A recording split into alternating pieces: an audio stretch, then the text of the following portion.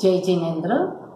हम चार गति को समझने की कोशिश कर रहे हैं कि आत्मा इन चार गति में क्यों परिभ्रमण करता है, किस वजह से हमें कौन सी गति मिलती है। नरक गति और तिर्यंच गति में जाने के हमने कारण देखे। अब हम बात करेंगे मनुष्य गति की। जिस गति में हम हैं, तो पूर्व भाव में हमने जो कारण मनुष्य गति में जाने के बताए गए हैं, उस कारण से आज हम मनुष्य गति में है। तो जो मनुष्य गति के कारण बताए गए हैं, उसमें प्रथम है वह है सरलता, यानी भद्र परिणामी। सरलता यानी बिल्कुल ही मन में वक्रता होती नहीं है। सभी चीजों में अगर जो चीज जैसी है उसको सहजता से स्वीकार लेना, खुद जो होते हैं वह भी बहुत ही स्वाभाविक सामाजिक होते हैं और उनके मन वचन काया तीनों की एकरूपता होती है। यानी मन से अलग सोचना नहीं, वचन से अलग बोलना नहीं और काया से अलग करना नहीं, तीनों की एकरूपता होती है। जो अंदर होता है वही बाह्य होता है, उसमें बिल्कुल ही दिखावा नहीं होता है। और ऐसे भद्र परिणामी जो होते हैं वो मनुष्य गति को प्राप्त करते हैं। यानी सरल रहना, हम कहते हैं क्योंकि सब कुछ करना बहुत ही सरल है, लेकिन सरल रहना ही सरल नहीं है। क्योंकि समझने में बहुत हमें ऐसा लगता है कि सरल रहना आसान होगा, लेकिन सबसे कठिन जो है वो है सरल रहना। हमारे मन के परिणाम इतने चंचल, इतने विचित्र होते हैं कि कब क्या हमारा मन सोचता है हमें ही पता नहीं रहता है। और जैसे जितना सरल हम रहेंगे ना, उतना ही हमारा जीवन सरल होता है। यानी जिस जीवन में कुछ भी दम, माया या ऐसी चीजें नहीं होती है और सरल होता है, वो जीवन शांति और समाधि का होता है। यानी सरलता अगर है हमारा गुण, वो संस्कार है, तो मनुष्य गति की पॉसिबिलिटी ज्यादा होती है। सेकेंड है विनम्रता। बहुत बार अभी तो जो ये पुष्पा पिक्चर का डायलॉग कि झुकूंगा नहीं इतना फेमस हो गया कि छोटे बच्चे भी उसको इतना आसानी से बोल देते हैं। और जहाँ पे उनको कहते हैं ना कि एज जो छोटे हैं, जो विनम्रता उनमें होनी चाहिए, तो ऐसे ऐसे जो चीजें होती है तो संस्कारों को दूर करती है। विनम्र यानी झुकना, यानी जो कहते हैं कि गलत तरीके से झुकना या हमें भय के कारण झुकना, इसका अर्थ नहीं होता है।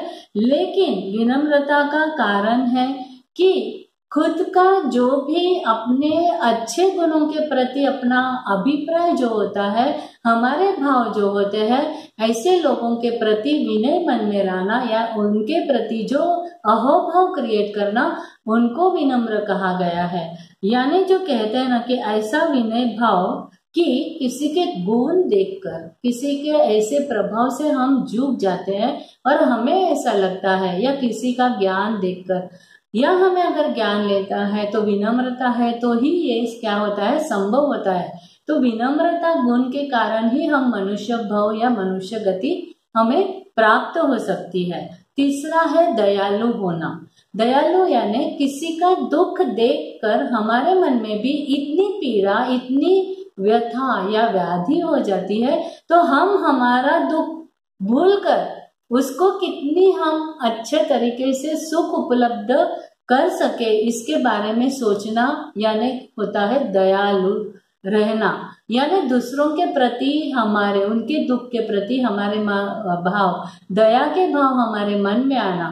फिर हमें कितना भी हम खुद दुख में क्यों न हो, लेकिन दूसरों को सुख देने की भावना, यह है दयालु। जैसे हम कहते हैं ना कि हमारे से जो छोटे होते हैं या वीक होते हैं, ऐसे जीवों के प्रति अगर हम दया रखते हैं तो उनके दुख को हम दूर कर सकते हैं।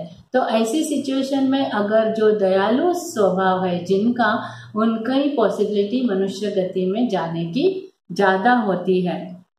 और ईर्ष्या रहित होना, फोर्थ है ईर्ष्या रहित होना। यानी हमारा स्वभाव किसी की अच्छी बात देखकर या किसी का सक्सेस देखकर, किसी की संपत्ति देखकर बहुत ही हमारे मन में ईर्ष्या के भाव आ जाते हैं और हमारे मन में यही भाव आते हैं कि वो अगर इसके पास इतना है या ये इतना कर सकते हैं तो मुझे इससे, और ईर्ष्या के कारण ये भाव आ जाते हैं कि मुझे ऐसा इससे भी और ज्यादा करना है। तो ये कहते हैं कि जो हमारे पास नहीं है उस दुख से हम दुखी नहीं है, लेकिन हमारे सराउंडिंग में हमारे से जिनके पास ज्यादा है वो देखकर हम ईर्ष्या की वजह से दुखी होते हैं।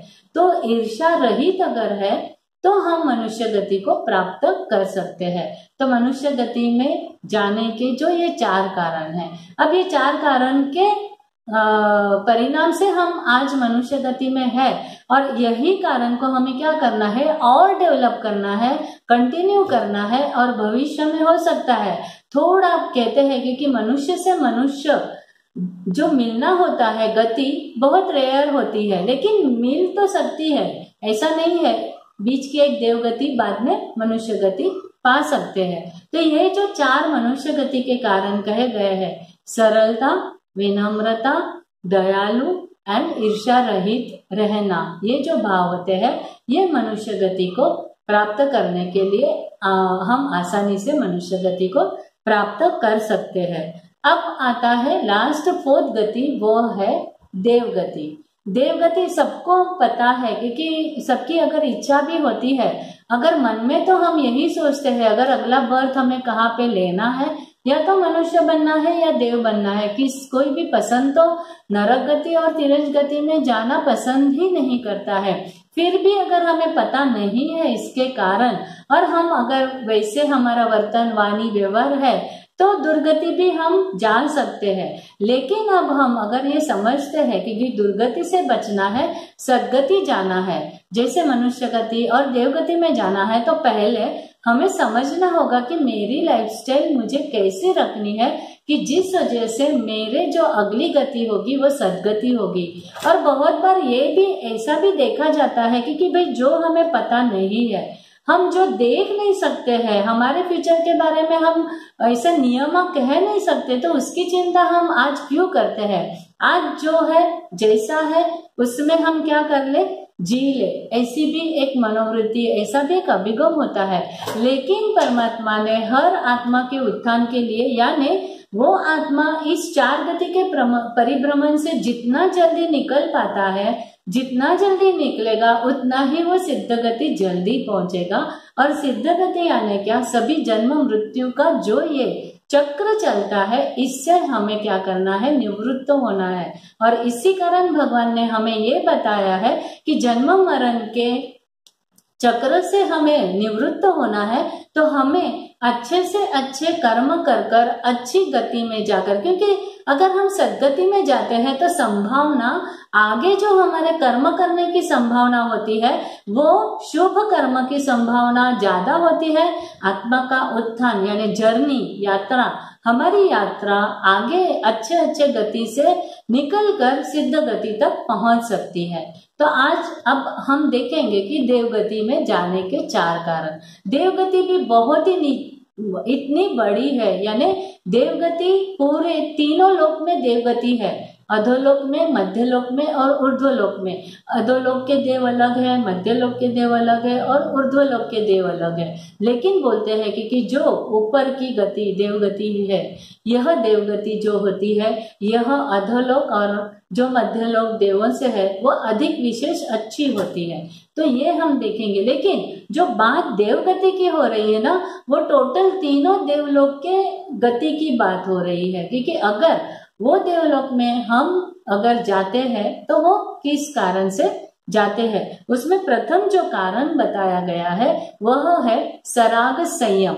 यानी मनुष्य गति में हम आए हैं, मनुष्य गति में हमें धर्म या जो धर्म समझाने वाले मिलते हैं, आत्मा का स्वरूप समझाने वाले मिलते हैं, और हमारी आत्मा आगे बढ़ती जाती है और हमें ऐसे लगता है कि सभी पापकारी क्रियाओं से अभी हमें निवृत्त हो जाना है, यानी मुझे संसार में नहीं रहना है, अब मुझे संयम धारण कर लेना है, यानी दीक्षा ले लेनी है, संसार से मुक्त हो जाना है। और कई सारे आत्मा जो है ऐसे ही संसार से मुक्त होकर संयम धारण कर लेते हैं। सराग संयम यानी क्या? इस मनुष्य भाव में संयम तो लेते हैं, लेकिन अभी तक राग के साथ का संयम है। यानी क्या? संयम लेने के बाद भी थोड़ा जो राग का जो पोर्शन है, यानी जो राग अपने आत्मा का बन गया है, नेचर संस्कार हुए हैं, वो एकदम से निकले नहीं है। थोड़ा राग तो है, इसीलिए उसको सराग संयम कहा गया है। लेकिन जिसमें हम कह सकते हैं कि 5 व्रत, 5 समिति, 3 गुप्ती के साथ जो दीक्षा ली जाती है, या संसार को छोड़कर जो हम ऐसा साधु जीवन अपनाते हैं, उसको सराग संयम कहा जाता है। यानी सभी जीवों के प्रति दया के भाव से, करुणा के भाव से, उनको अभयदान देने के भाव से, आरंभ समारंभ से मुक्ति पाने के लिए और परिग्रह से मुक्ति पाने के लिए, ये सब जो है ये संयमी जीवन को अपनाते हैं। और इसी कारण हमें अगली गति देव गति मिल सकती है। बिकॉज ऑफ हमारा जो भी आयुष्य है वह धर्म में आयुष्य स्पेंड होता है, और इसकी वजह से शुभ कर्म के कारण हमें शुभ गति प्राप्त होती है। सेकेंड है संयम संयम यानी थोड़ा संयम है और थोड़ा असंयम भी है। यानी हम जैसे श्रावक जैसे संसार में है, लेकिन श्रावक यानी क्या? जिन्होंने 12 जो श्रावकों के व्रत परमात्मा ने कहे हैं उसमें वो व्रत में आ जाते हैं, यानी नियम पचखान ले लेते हैं। बिन जरूरी जितनी चीजें होती है या बिन जरूरी ऐसे जो परिग्रह है या हमारे काम है जो हम करने वाले ही नहीं है, उसमें निवृत्ति ले लेते हैं और उसको ही 12 व्रत के क्या कहते हैं, वो नियम ले लेते हैं, वो व्रत धारण करना होता है। लेकिन संसार में है आराम समारंभ करने पड़ते हैं, इसीलिए चकाई जीवों की हिंसा भी हो जाती है। करनी नहीं है लेकिन करनी पड़ती है, इसी वजह से इसको संयम यानी थोड़ा संयम और थोड़ा असंयम, इसकी वजह से भी हम जो नियम श्रावक 12 व्रत के नियम लेते हैं उसकी वजह से भी हमें अगली देवगति हो सकती है हमारी। अब आता है बाल तप। थर्ड है वो बाल तप है। हमारा जो तप है जिसको बोलते हैं ना कि सम्यक तप, जब ये ज्ञान दर्शन चारित्र और तप की बात आती है तो जैन दर्शन में सम्यक तप की बात की गई है। यानी समझन पूर्वक आत्मा को शुद्ध करने के लिए, कर्म की निर्जा करने के लिए सामने से इरादे से संकल्प पूर्वक जो तप किया जाता है उसको क्या कहा जाता है? उसको तप सम्यक तप कहते हैं। लेकिन बाल तप यानी क्या? वो बाल तप यानी ऐसे तप करते हैं, होते हैं, हो सकते हैं क्योंकि भावना धर्म की होती है या काया क्लेश की भावना होती है और शरीर को कष्ट देने की भावना होती है, लेकिन इसके पीछे कर्म निर्जरा का हेतु नहीं होता है। लेकिन ऐसा होता है क्योंकि भौतिक लौकिक प्रसिद्धि नाम कमाने के लिए भी ऐसे तप किए जाते हैं। हम हमारे सराउंडिंग में भी ऐसे थोड़े साधु संतों को देखते हैं जो धुनी तपाते हैं या झाड़ पे उल्टे लटक जाते हैं, ठंडे पानी में बैठ जाते हैं, ऐसे तप करते हैं जो साधु, जिसको कहते हैं कि ऐसे बहुत सारे हैं साधु लोग जो ऐसे तप करके अपना जीवन में अज्ञानता पूर्वक तप करते हैं। यानी इसके पीछे इनका लक्ष्य उनको खुद को पता नहीं रहता है, लेकिन लोगों को आकर्षित करने के लिए, लोगों पे प्रभाव डालने के लिए ऐसे तप किए जाते हैं, उसको बाल तप कहते हैं। या यानी जो भी है तो मुझे अच्छा दिखना है या लोग मेरी प्रशंसा करें और मेरा बहुमान करे और तपस्वियों में मेरी गिनती हो, ये कारण से ये तप किए जाते हैं। और हमने देखा कि हमारे पास ऐसे बहुत सारे उदाहरण हैं। तामली तापस है, कमठ है और अग्नि शर्मा है, जिन्होंने ऐसे तप करके भी देवगति को प्राप्त किया है। तो ऐसे ऐसे जो होते हैं लोग, स्वयं भी जो होता है कि खुद सामने से कष्ट तो सहते हैं, लेकिन उसके पीछे का जो पर्पज होता है वो लौकिक होता है, लोकोत्तर नहीं होता है। और लौकिक और जो कहते हैं ना कि भौतिक चीजों को पाने के लिए भी, या मेरी कुछ इच्छा है और वो मुझे नहीं मिल रहा है, तो वो मिलाने के मिल जाए उसके लिए जो तप करते हैं उसको बाल तप कहा गया है। और ऐसे बाल तप तो बहुत सारे हैं, इतने सारे हैं कि बहुत बार तो इतने करते रहते हैं लोग, करते रहते हैं लौकिक चीजों के लिए, और कुछ भी जो भौतिक हमारी इच्छा है उनको पूर्ण करने के लिए ऐसे बाल तप किए जाते हैं। अब अकाम निर्जरा, जैसे हमें पता है कि निर्जरा दो प्रकार की होती है, सकाम निर्जरा होती है और अकाम निर्जरा होती है। सकाम निर्जरा यानी मुझे पता है कि मैंने पूर्व भाव में ऐसे बहुत सारे अशुभ कर्म किए हैं और उसको मुझे जल्दी डिलीट करना है। इसके लिए मैं कौन सा भी धार्मिक जो क्रियाएं होती है या तप होता है, इसका मैं क्या करती हूँ, उसका आचरण करके या वो क्रिया करके मेरे पूर्व में किए गए अशुभ कर्मों की निर्जरा मैं संकल्प से सामने से करती हूँ। लेकिन अकाम निर्जरा यानी क्या, जो मेरे लाइफ में दुख आते हैं या ऐसे भी प्रतिकूलता आती है, उस प्रतिकूलता में दुख में हमें सहना ही पड़ता है, हमारे पास दूसरा कोई भी ऑप्शन होता ही नहीं है। लेकिन इसके पीछे मेरी कर्म की निर्जरा यानी मैंने जो पहले अशुभ कर्म किए हैं उनकी निर्जरा वो हेतु नहीं होता है। कर्म उदय में आए हैं, दुख आया है, प्रतिकूलता आई है, अब मुझे क्या करना है, उसको सहना ही है। ऐसे करते जो सह लेते हैं उसको कहते हैं अकाम निर्जरा।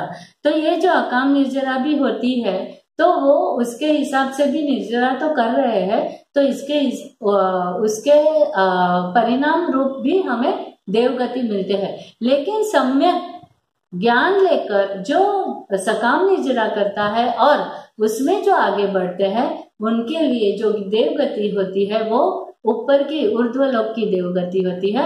और हो सकता है कि अकाम निर्जरा, क्योंकि देवों में भी बहुत डिफ्रेंसिएशन है, अलग अलग जाति के देव है, तो उसमें कौन सी जाति के देव बनते हैं वो अलग अलग अपने जो ये निर्जरा करते हैं उसके ऊपर भी डिपेंड होता है।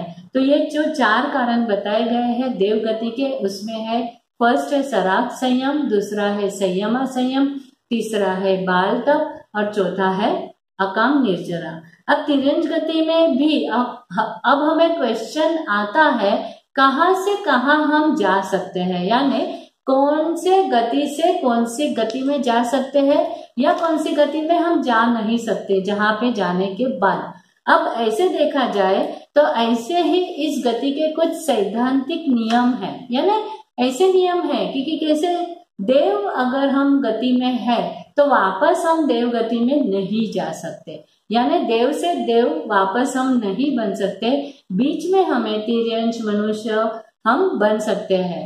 तो देव से देव नहीं जा सकते और देव से डायरेक्ट नरक गति भी नहीं जा सकते, बीच में हमें मनुष्य और तिर्यंश गति लेनी पड़ती है। अब जैसे देव गति का हो गया, देव से देव नहीं बन सकते, देव से नरक गति नहीं जा सकते, वैसे ही अब नरक गति लेंगे। नरक गति से वापस हम नरक गति नहीं जा सकते और नरक गति से डायरेक्ट देव गति नहीं जा सकते, हमें बीच में मनुष्य या तिर्यंश गति को लेना पड़ता है। तो ये सब जो चीजें होती है, और मनुष्य गति अगर सम्यक दृष्टि, हम कहते हैं ना समकीर्ति की प्राप्ति के बाद देव और मनुष्य 2 ही गति होती है जब तक हम सिद्ध गति को प्राप्त नहीं करते हैं। तो ये जो 2 गति मनुष्य गति में अगर हमने समकीर्ति प्राप्त कर ली है तो हम मनुष्य और तिर्यंश गति, अगर तिर्यंश भी जिनके पास समकीर्ति है वह भी ये देवगति में जाते हैं, मनुष्य और देव गति में जा सकते हैं। तो सम्यक दृष्टि जो मनुष्य और तिर्यंश है वह देव और मनुष्य बन सकते हैं, और जो सामान्य तिर्यंश और मनुष्य है उसके लिए तो चारों गति ओपन है, वो कहीं भी जा सकते हैं, यानी नरक में भी जा सकते, तिर्यंश में भी जा सकते, मनुष्य भी हो सकते और देव भी हो सकते हैं। यानी सामान्य जो मनुष्य है उसके लिए तो चारों गति क्या है, ओपन है। हम नहीं कह सकते कि उनकी अगली गति कौन सी होगी, लेकिन हमें तय करना है और समकीर्ति के बाद अगर 2 ही सदगति ही मिलनी है, जब तक हम मोक्ष गति नहीं मिलती है तब तक तो ये तो खाली हमें सदगति मिलती रहेगी। लेकिन ऐसा नहीं है कि नियम यही सिद्धांत है। अपवाद भी थोड़े थोड़े होते रहते हैं। जैसे भगवान महावीर का सभी को पता है, समकीर्ति के बाद भी चारों गति में उन्होंने भ्रमण किया। दूसरे कोई भी तीर्थंकरों का ये नहीं हुआ है कि समकीर्ति के बाद तिर्यंज गति या नरक गति में गए हो। लेकिन एक भगवान महावीर ही अपवाद है कि जिन्होंने समकीर्ति के बाद भी उनके भाव भी ज्यादा रहे और चारों गति में उनका परिभ्रमण हुआ है। तो ये जो हमने देखा, चार गति को हमने समझा, इससे हमें पता चलता है, हमें तय करना है कि फ्यूचर यानी अगला भाव अगर हमें कहाँ लेना है, कौन सी गति में जाना है, इसके बारे में अगर हमारे पास ज्ञान है तो वो हिसाब से हम हमारा लाइफस्टाइल, हमारे संस्कार, हमारे आत्मा के संस्कार और हमारा आचरण वैसे रखने की हम कोशिश करेंगे जिससे हम दुर्गति से बचेंगे। और दुर्गति में जाने के कारण मोस्ट ऑफ अज्ञानता ही होता है। और हम जब भी समझ में आता है ना, तब कहते हैं कि मुझे पता नहीं था इसीलिए मेरे से पाप हो गया। अगर मुझे किसी ने बताया होता तो मैं इस पाप से भी बच जाता। तो जितना हम ज्ञान लेंगे उतना ही हमारी जागरूकता बढ़ेगी, अवेयरनेस बढ़ेगी। हमें हमारी गति तय करनी है और उसी गति के अनुरूप हमें हमारा क्या करना है, लाइफस्टाइल बनानी है।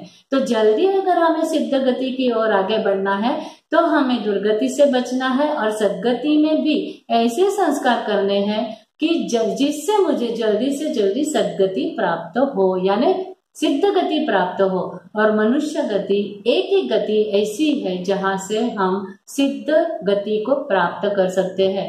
न देव गति से डायरेक्ट जा सकते हैं, न तिर्यंज गति से डायरेक्ट जा सकते हैं और न नरक गति से जा सकते हैं। इसीलिए कहा गया है कि चारों गति में मनुष्य गति मिलना बहुत बहुत बहुत दुर्मिल होता है। हमारे पूर्व के भी अनंत अगर भव की गिनती या भव देखे जाए तो सबसे कम हमने मनुष्य गति के भव किए हैं और सबसे ज्यादा कहते हैं, अगर अनुमान लगाना है तो तिर्यंज गति में हमारे सबसे ज्यादा क्या हुए हैं, भव। और यही भव के आधार पर हमारे आत्मा के संस्कार हुए हैं। इसीलिए अगर मनुष्य भव दुर्मिल है तो हो सके उतने हमारे आत्मा के संस्कार सिद्ध गति में जाने के लिए इस गति में हमें पुरुषार्थ करना है कि ज्यादा से ज्यादा ऐसे संस्कार हमारे आत्मा पे हो। और जो हम अगले जितने भी हमारे, अगर समकीर्ति हम इस भाव में ले लेते हैं तो कहते हैं कि जगन्य 3 भाव और उत्कृष्ट 15वें भाव में तो हमारा मोक्ष होता ही है आफ्टर समकीर्ति लेने के बाद। तो ये समकीर्ति लेना फर्स्ट प्रायोरिटी रहेगी और उसके बाद तो ऑटोमेटिक हमारी दुर्गति से हम बच जाएंगे